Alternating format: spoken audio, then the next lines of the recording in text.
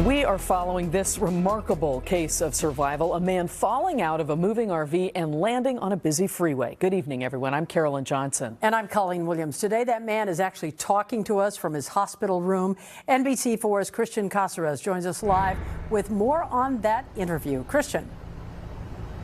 It's an incredible story. I can tell you that today we spoke to Cordell Patrick, who tells me he remembers every single detail about that accident that happened almost 24 hours ago. We got the chance to talk to him this afternoon from inside his hospital room, and he tells me he wants to share his story. He's speaking out because he wants to share his story about how he's getting a second chance. People started sending me the video of me being thrown from the RV.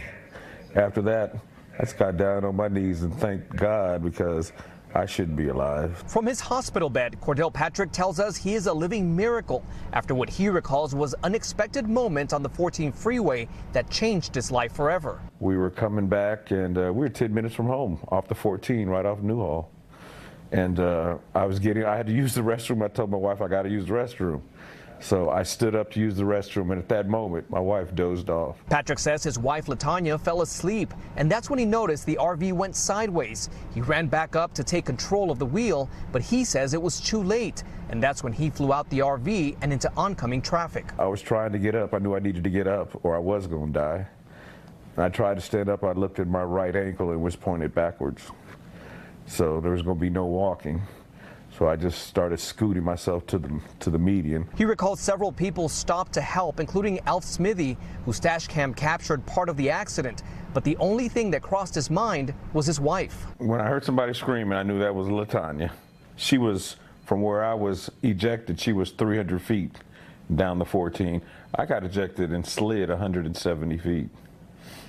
I've got so much road burns on me, probably about 60% of my body.